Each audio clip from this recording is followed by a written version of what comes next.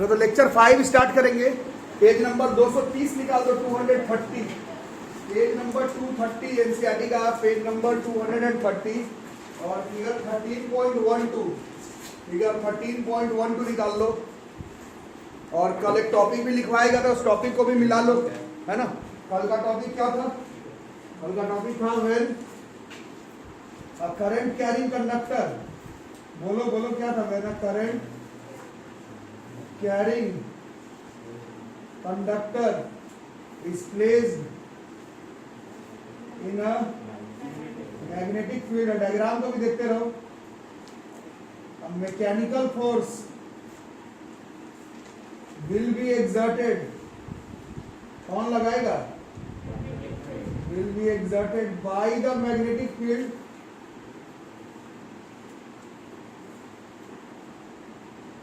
On the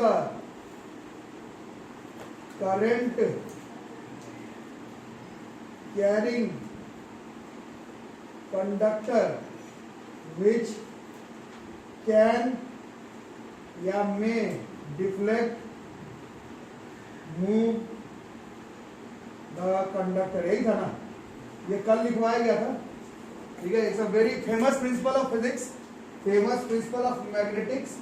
this is also known as motor का प्रिंसिपल। Motor का भी एक्चुअली में यही प्रिंसिपल है और इसी को बिल्डअप करेंगे। उसके लिए फिजिक्स का टॉप एक्सपेरिमेंट में से एक देखेंगे। This is hour kicking wire experiment. Physics का टॉप एक्सपेरिमेंट में से एक देखेंगे, किकिंग वायर एक्सपेरिमेंट। किताब में से देख लो डायग्राम को। जैसे किताब जैसा मेरा थोड़ा सा लग नहीं रहा होगा, तो पूरा 3D है, उसमें थोड़ा समझना थोड़ा मुश्किल है। मेरे डायग्राम में समझना, लेकिन है वही वाला। दिस इज फिगर 13.12 वाला ही है, थोड़ा सा अलग है किताब से। तो आप लोग मेरे से पढ़ रहे हैं तो मैं जैसा डायग्राम को समझा रहा हूँ वैसे में समझना। बुक वाला भी यही चीज है एक्चुअली, ठीक है। This experiment is known as kicking wire experiment. इस एक्सपेरिमेंट को पहले देख लेते हैं।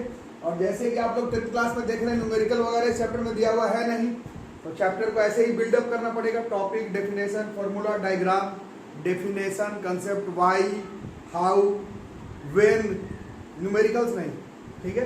तो इस डायग्राम को अगर देखोगे तो थोड़ा सा मेरा बहुत ही गंदा टाइप का बन गया है, बट ये एक हॉर्सशू मैग्नेट है, ठीक है। This is a horseshoe magnet. इसके बीच में क्या होता है? मैग्नेटिक फील्ड लाइन तो किसी भी मैग्नेट के नॉर्थ पोल से साउथ पोल में है। तो इस डायग्राम में देख रहे हो कैसे है? ऐसे नॉर्थ पोल से साउथ पोल मैग्नेटिक फील्ड। पहले क्लास में लिखवाया गया था मैग्नेटिक फील्ड को किससे डिनोट करते थे हम लोग? स्ट्रेंथ ऑफ मैग्नेटिक फील्ड को बी से डिनोट करते थे, तो बी से डिनोट किया हुआ है, ठीक है। डायग्राम को अच्छे देखना। किताब में भी यही डायग्राम है, बुक वाला भी चाहो तो बना सकते हो, बट इसमें क्लियरली विजिबल होगा मेरे वाले में। बाकी देख लो जिससे समझ में आ जाए, ठीक है। ये है अरेंजमेंट। इसके बीच में देखो, ये एक अरेंजमेंट है और इस अरेंजमेंट से एक तार को लटकाया गया। इस तार को थोड़ा समझ लेना, तार को थोड़ा देखना। ये एक तार दिख रहा है आपको? दिख रहा है? ये तार कहां पर जा रहा है बताओ? ये देखो, ये मरकरी में जा रहा है, ध्यान से देख लेना। डायग्राम उतना साफ सुथरा नहीं बनाया है, इसलिए ठीक से समझ लेना। ये तार कहां पर जा रहा है? ये तार बताओ, तुम लोग बताओ। ये जो तार है कहां पर जा रहा है? ये मरकरी में जा रहा है, ठीक है। तार का एक हिस्सा मरकरी पे है, दूसरा हिस्सा इस तार के साथ जुड़ा हुआ नहीं है। दूसरा हिस्सा तार के साथ जुड़ा हुआ नहीं है, बट दूसरा हिस्सा भी कहां पर है? इस मरकरी में ही है। समझ में आ रहा है? और इस तार को फिर बैटरी के साथ, स्विच के साथ, रियोस्टेट के साथ कनेक्ट किया हुआ है। स्विच रियोस्टेट है, ठीक है। और ये हमारा तार है। अरेंजमेंट समझ में आ रहा है? क्या क्या है बताओ, क्या क्या है हमारे पास? एक मैग्नेटिक फील्ड है, कहां से कहां जाता हुआ? नॉर्थ पोल से साउथ पोल। और उसके बीच में एक तार है, कैसा? करंट कैरिंग कंडक्टर है। उसमें करंट का डायरेक्शन देखो किस तरफ आ रहा है, मतलब डाउनवर्ड, ठीक है। और तार कनेक्टेड नहीं है, तार का एक हिस्सा मरकरी में है, दूसरा हिस्सा उस तार के साथ जुड़ा हुआ नहीं है। अरे समझ में? कहां पर है? वो भी मरकरी में है, बट दोनों तार आपस में जुड़ा हुआ नहीं है, ओके। और यहाँ स्विच के साथ ऑन ऑफ जो करते हैं हम लोग, बैटरी है हमारा, स्विच ऑन है। इस तार में से क्या बहेगा? करंट जो है वो हमें बहाना है, ठीक है। अरेंजमेंट समझ में आ गया, ठीक है। कोई डाउट इसमें अरेंजमेंट में? ठीक है। अब इस डाउट आपको नहीं है तो ये जो एक्सपेरिमेंट है, this experiment is known as kicking wire experiment, one of the famous experiment in physics और यू कैन से मैग्नेटिक्स, ठीक है। जैसे ही इस अरेंजमेंट को सेट करोगे, जैसे ही इस अरेंजमेंट को सेट करोगे, जैसे ही इस अरेंजमेंट को सेट करोगे, ये जो तार है, जैसे ही यहां से करंट बह करके जैसे ही यहाँ पर करंट पहुंचेगा, तभी ये जो तार है, इस एक्सपेरिमेंट में देखा गया कि उसमें किक लगता है। किक लगने की वजह से ये जो तार है वो कहाँ चला जाएगा, ये कहाँ बाहर, मैग्नेट के बाहर नहीं, मतलब एक्चुअली में ठीक है, मतलब मैग्नेटिक फील्ड के बाहर जाने का उससे मेरे को मतलब मरकरी से बाहर चला जाएगा। और एक बार मरकरी से बाहर गया तो ये सर्किट इनकम्प्लीट हो गया, क्योंकि तार मेरा जुड़ा हुआ नहीं था। वो सर्किट कंप्लीट इसलिए था क्योंकि तार का दोनों हिस्सा मरकरी में था, और मरकरी हम लोग पढ़े कि कंडक्ट करता है करंट इलेक्ट्रिसिटी को, ठीक है। जैसे ही इसमें झटका लगेगा, किस पे, तार पे, तो क्या हो जाएगा, तार जो है वो मरकरी से बाहर आ जाएगा, और तार जैसे ही मरकरी से बाहर आएगा, जो सिस्टम है वो इनकम्प्लीट हो जाएगा।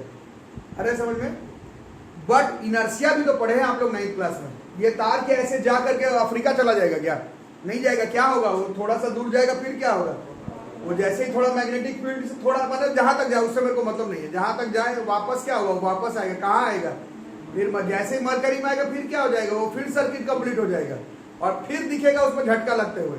तो ये जो तार है, एक हिस्सा वो मरकरी से ऊपर नीचे ऊपर नीचे ऊपर नीचे ऐसे लगेगा, उसमें कोई किक मार दे रहा है, अंदर बाहर अंदर बाहर अंदर बाहर होते रहेगा।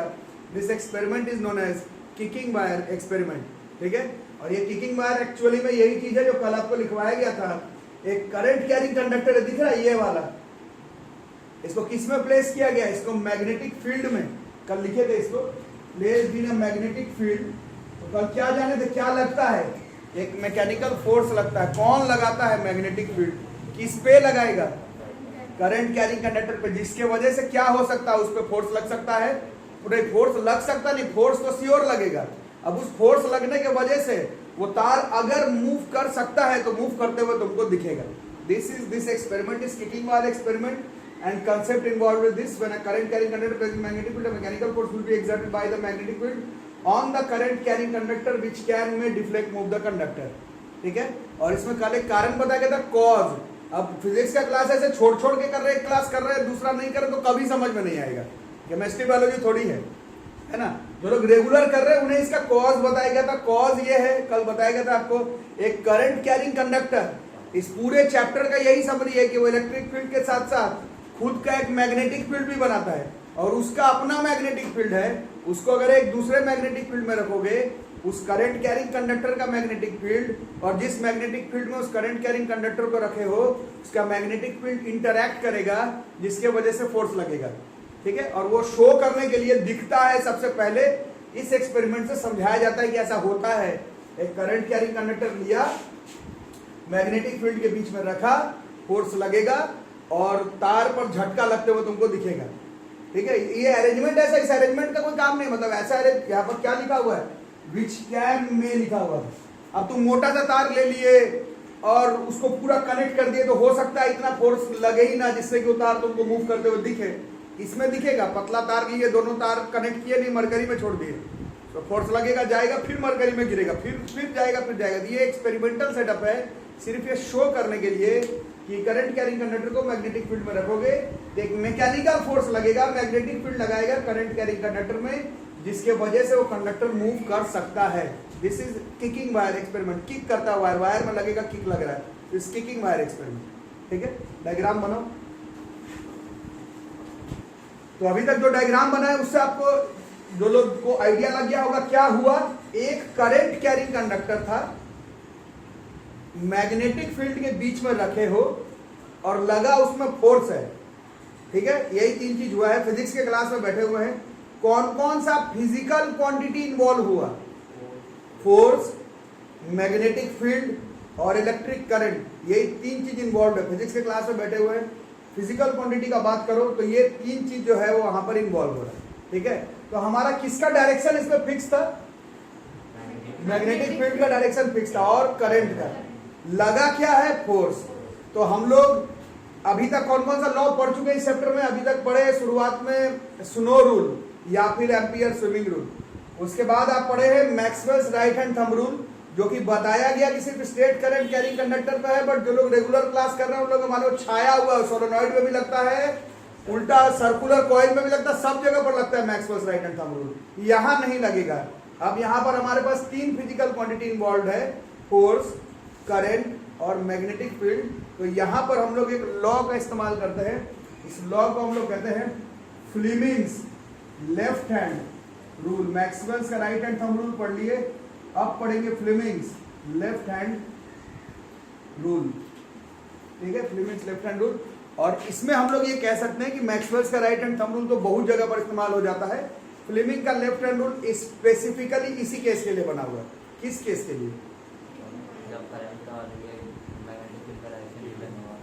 हाँ, जब करंट का डायरेक्शन तुमको मालूम हो, मैग्नेटिक फील्ड का डायरेक्शन तुमको मालूम हो और ये कॉन्सेप्ट लग रहा हो, ये ऐसे थोड़ी करंट मैग्नेटिक फील्ड लगाना शुरू, ये कॉन्सेप्ट लगना चाहिए। करंट कैरिंग कंडक्टर को प्लेस करना है मैग्नेटिक फील्ड में, तुमको मालूम होना चाहिए कि फोर्स लग रहा है, उस फोर्स का डायरेक्शन पता लगाने के लिए हम लोग इस्तेमाल करेंगे फ्लीमिंग्स लेफ्ट हैंड रूल का। ठीक है, अच्छा, as a good science student आप लोग कोरोना के टाइम पे भी रिस्क उठा रहे, पढ़ रहे हैं, तो आप लोगों को कुछ और भी चीज मालूम होना चाहिए। आपके क्लास में ये नहीं दिया हुआ है, बट कॉमन सेंस कहता है क्या हर बार इलेक्ट्रिक करंट और मैग्नेटिक फील्ड आपस में 90 डिग्री में ही रहेगा क्या? जैसे इस केस में है, इस केस में मैग्नेटिक फील्ड कैसा जा रहा है, ऐसे नॉर्थ पोल से साउथ पोल, और इलेक्ट्रिक करंट इसमें कैसे आया, ऐसे सीधा, हर बार सीधा ही आएगा क्या? तो अभी जो रूल पढ़ा रहे हैं वो सिर्फ तब काम करेगा जब इलेक्ट्रिक करंट और मैग्नेटिक फील्ड का डायरेक्शन 90 डिग्री पर हो। कंपलसरी है, कंपलसरी है। इसलिए फ्लीमिंग का लेफ्ट हैंड रूल 10th में तो बड़ा सुपर हिट टॉपिक है, बट सीनियर क्लासेस में आते आते ये इतना सुपर हिट टॉपिक नहीं है, क्योंकि ये सब जगह पर काम नहीं करता। 90 डिग्री पर होना जरूरी है। कौन कौन? इलेक्ट्रिक करंट और मैग्नेटिक फील्ड। ठीक है, और हमें किसका डायरेक्शन पता लगाना है? हमें पता लगाना है फोर्स का। तो लेफ्ट हैंड निकालना है, लेफ्ट हैंड निकाल लो अपना, अपना लेफ्ट हैंड निकालना, लेफ्ट हैंड, राइट हैंड से नहीं होगा, ये लेफ्ट हैंड निकाल लेना है। और लेफ्ट हैंड में ये तीनों उंगली अपना देख लो, इंग्लिश मीडियम के तुम लोग क्या क्या होता है, ये शायद थंब है ना, इसको क्या कहते हो? ये इंडेक्स ना, और ये वाला जो भी हो, मतलब ये 3 उंगली देख लेना है अपना, बाया हाथ से करना है, राइट हैंड से नहीं होगा। और ऐसा अरेंजमेंट करना है कि तीनों आपस में 90 डिग्री पर होना चाहिए, तीनों का अरेंजमेंट आपस में 90 डिग्री का होना चाहिए। ऐसे नहीं कुछ भी ऐसे रख लिया, ऐसे नहीं होगा। तीनों का अरेंजमेंट आपस में कितने डिग्री पर होना चाहिए? 90। तीनों का अरेंजमेंट आपस में 90 डिग्री पर होना चाहिए। ठीक है, तीनों का अरेंजमेंट आपस में 90 डिग्री का होना चाहिए। ठीक है, अब हमें याद कर लेना है, जैसे इंडिया में CBI है, central bureau of investigation, foreign में federal bureau of investigation, FBI का नाम आप लोग सुने होंगे, वही रट करके लगा लेना है। ऊपर वाला होगा F, ये वाला होगा B, ये वाला होगा I, FBI से ही रटना पड़ेगा। हाथ में लिख करके, जैसे हम लोग स्कूल में थे तो हाथ में लिख करके प्रैक्टिस करते थे, आपको सीधा FBI याद करना है। मैग्नेटिक के क्लास में हाथ दुखना चाहिए, 10th में तो उतना नहीं दुखता, 12th में तो हाथ पूरा दर्द कर जाता है क्लास में, पढ़ाने वाला का भी पढ़ने वाला का भी। आपका तो आसान है, FBI लगाना है, FBI चलेगा।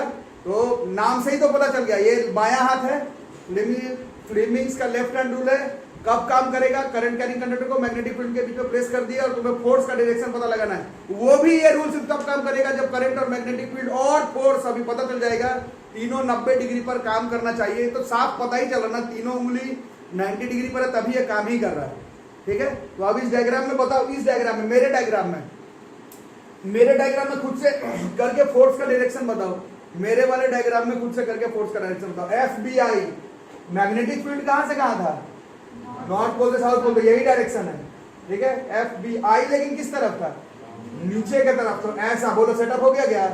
बोलो सही हो गया। FB मैग्नेटिक फील्ड ये वाला है, ये नॉर्थ पोल से साउथ पोल, और करंट का डायरेक्शन देखो ऐसा दिख रहा है, नीचे की तरफ। अरे नजर आ रहा है क्या? या अंगूठा किस तरफ आ रहा है? बाहर की तरफ। इसका मतलब इस पे जो झटका लगेगा किस तरफ लगेगा? ऐसे बाहर की तरफ। This is our Fleming's left hand rule. इसी तरह से फ्लीमिंग्स का लेफ्ट हैंड रूल को हम लोग यूज करते हैं, एक ही जगह पर एप्लीकेशन है, 90 डिग्री पर मैग्नेटिक फील्ड और करंट का डायरेक्शन हो, फोर्स का डायरेक्शन पता लगाने के लिए फ्लीमिंग का लेफ्ट हैंड रूल का इस्तेमाल करते हैं। ठीक है, मेरे डायग्राम में आप लोग खुद से करके देख सकते हैं, फोर्स बाहर की तरफ आ रहा है, याद रहेगा। अब कुछ लोग पूछते 90 डिग्री पर नहीं रहेगा तो कैसे निकालेंगे? तो उसका उपाय 12th क्लास में, उसके लिए आपको पहले वेक्टर्स पढ़ना पड़ेगा। अभी आपको वेक्टर का कैलकुलेशन मालूम नहीं है, वेक्टर आपको क्लास 11 में सीखना है। जब आप वेक्टर का रूल क्लियर करेंगे तब आप, ऐसा मैग्नेटिक्स नहीं, ऐसा बहुत सारा चैप्टर 11 12 में, ऐसा नहीं कि मैग्नेटिक्स से है, देयर आर मेनी चैप्टर्स जिसमें आपको ये सब करना पड़ जाए। ये स्पेसिफिकली काम करता है 90 डिग्री पर। ठीक है, ओके। तो फ्लेमिंग का लेफ्ट हैंड रूल का डेफिनेशन लिख लो, बुक में दिया हुआ है, अपने लैंग्वेज में मत लिखना, रूल है, अपने लैंग्वेज में मत लिखना, जैसे जैसे बुक में लिखा हुआ है वैसे ही देख करके लिखो। According to this rule stretch the thumb, forefinger and middle finger of your left hand such that they are mutually perpendicular. If the first finger points in the direction of magnetic field है, ये आप लोग ऐसे B मत लिखिएगा, magnetic field पूरा लिख देना, ठीक है।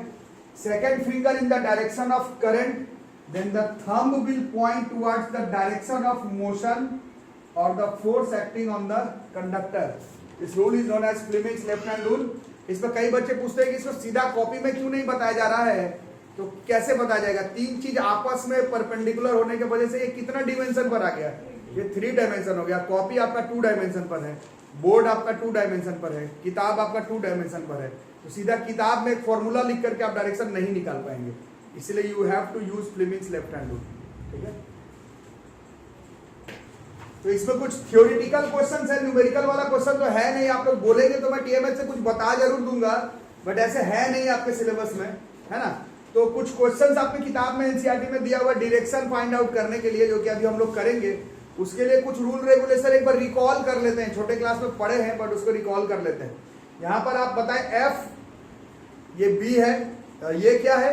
आई का डायरेक्शन है, तो आई तो इलेक्ट्रिक करंट का डायरेक्शन है, तो इसमें कुछ छोटे क्लास का रूल रेगुलेशन क्लियर करना जरूरी है, फिर मेन टाइम पे गलत लगा देने पर उल्टा हो जाएगा ना। छोटे क्लास में भी पढ़े और अभी 10th क्लास में भी हम लोग पढ़े हैं, इलेक्ट्रॉन के फ्लो के ऑपोजिट डायरेक्शन में इलेक्ट्रिक करंट का डायरेक्शन आपको लेना है। कन्वेंशन बोलो तो कन्वेंशन केमिस्ट्री में आपको सिखाया गया है कैसे, सबको मालूम है 10th तक आते आते। पॉजिटिव टर्मिनल से निगेटिव टर्मिनल हम लोग इलेक्ट्रिक करंट का डायरेक्शन लेते हैं, लेकिन इलेक्ट्रॉन का फ्लो उसके ऑपोजिट डायरेक्शन में होता है ना। तो आपको कई बार अभी आप लोग क्वेश्चन बनाएंगे, उसमें जानबूझ करके करंट का डायरेक्शन नहीं दे करके इलेक्ट्रॉन के फ्लो का डायरेक्शन दिया हुआ रहेगा। तो हम लोग क्या करेंगे, इलेक्ट्रॉन के फ्लो के डायरेक्शन के ऑपोजिट डायरेक्शन में इलेक्ट्रिक करंट का डायरेक्शन लेंगे, ठीक है। जानबूझ करके देगा पॉजिटिव पार्टिकल का फ्लो, तब क्या करेंगे, तो जिस तरफ पॉजिटिव वाला पार्टिकल का फ्लो दिया हुआ रहेगा, इलेक्ट्रिक करंट का डायरेक्शन हम लोग उसी तरफ ले लेंगे। इस चीज का ख्याल रखना होगा, छोटा मोटा मिस्टेक है, हो जाता है। अब निगेटिवली चार्ज पार्टिकल कौन कौन सा जानते हैं? इलेक्ट्रॉन ही जानते हैं मोटा मोटे अभी तक। और पॉजिटिव में क्या क्या जानते हैं? प्रोटॉन और अल्फा पार्टिकल। क्लास 10th में, क्लास 9 में रुदरफोर्ड के गोल्ड स्कैटरिंग एक्सपेरिमेंट में अल्फा पार्टिकल आए थे, He2+, है ना। तो जरूरी नहीं है कि ऐसे लिख करके दे ये निगेटिव है ये पॉजिटिव है, ऐसा भी आ सकता है, थोड़ा दिमाग लगाना। निगेटिवली चार्ज पार्टिकल अभी 10th क्लास तक हम लोग इलेक्ट्रॉन ही जानते हैं, पॉजिटिव वाला प्रोटॉन भी जानते हैं और अल्फा पार्टिकल भी जानते हैं। तो पॉजिटिव वाला पार्टिकल के डायरेक्शन के तरफ इलेक्ट्रिक करंट का डायरेक्शन लेंगे, निगेटिव वाला इलेक्ट्रॉन के फ्लो के अपोजिट डायरेक्शन में हम लोग इलेक्ट्रिक करंट का डायरेक्शन लेंगे, ठीक है। इसको ख्याल रखते हुए कुछ क्वेश्चन बनाते हैं। ये क्वेश्चन लिख लो, an electron enters a magnetic field, और क्लियर एट राइट एंगल्स पर लिखा हुआ है एज शोन भी दिया हुआ है, ऐसा है। ये मैग्नेटिक फील्ड का डायरेक्शन है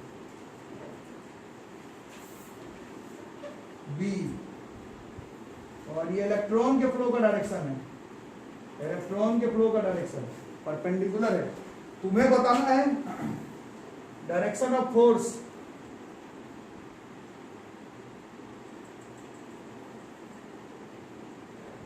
फोर्स का डायरेक्शन बताना, ठीक है। बताओ, आंसर देख करके किताब से मत बता दो, बताओ किस तरफ हुआ। इलेक्ट्रॉन के फ्लो के ऑपोजिट डायरेक्शन में करंट का डायरेक्शन लेना है ना। अब बताओ कहाँ हुआ, FBI लगाना है, क्या मालूम है? शायद बी मालूम है, बट ये FBI ये नहीं है, क्योंकि ये इलेक्ट्रॉन का फ्लो है।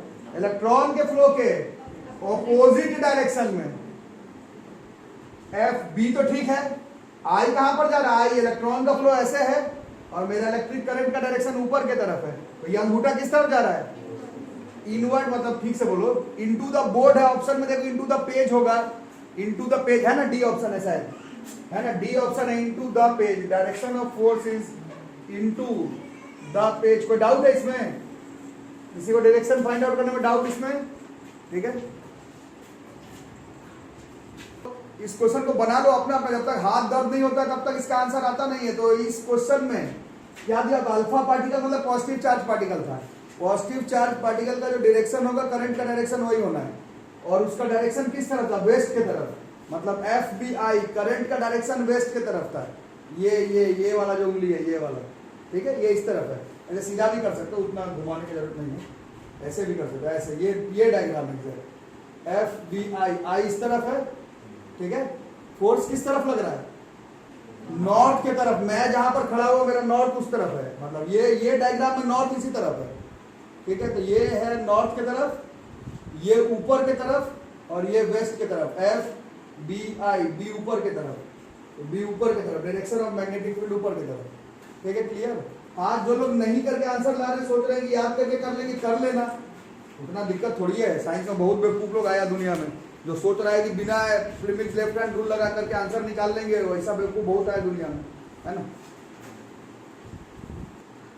तो इस क्वेश्चन को करो। Imagine that you are sitting in a chamber, ऐसा with your back to one wall, ऐसा ही है। An electron beam moving horizontally from back wall towards the front wall. Electron ऐसे पीछे से आगे की तरफ आ रहा था। इलेक्ट्रॉन के फ्लो के ऑपोजिट डायरेक्शन में करंट का डायरेक्शन लेना है। करंट का डायरेक्शन ऐसा है, इलेक्ट्रॉन इस तरफ से आ रहा है, तो ये एफ बी आई, आई ऐसे उल्टे तरफ लेना है। और फोर्स किस तरफ है? फोर्स मेरे दाहिने तरफ है, ऐसा, मतलब जहां पर भी तुम बैठे हो उसके राइट साइड में।